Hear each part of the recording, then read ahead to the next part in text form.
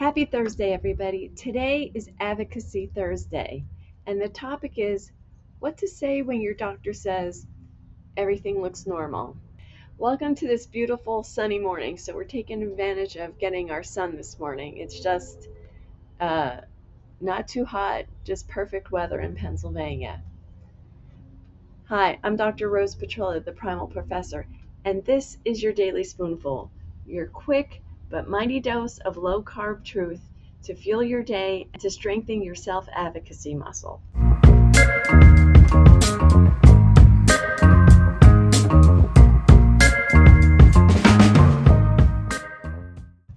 The normal range on labs isn't based on what's ideal.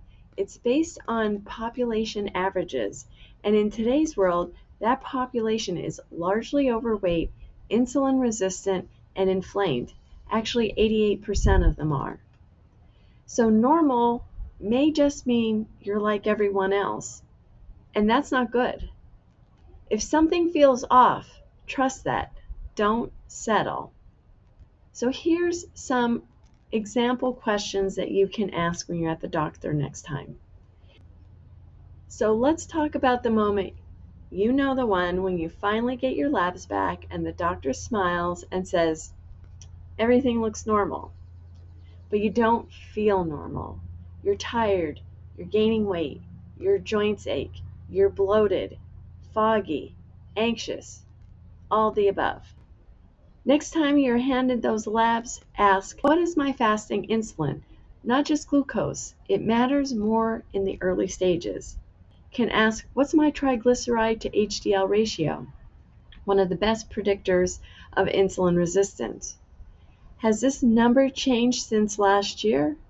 Trends reveal what a single result can't.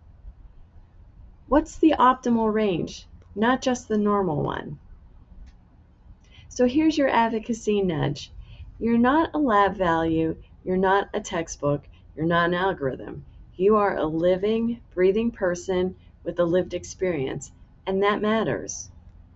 Sometimes doctors aren't dismissive, they're just working within a rushed system. But you can bring the curiosity, the context, and yes, the challenge. That's not disrespectful, that's advocacy. Don't miss the upcoming full-length video, 11 lab tests to ask before it's too late.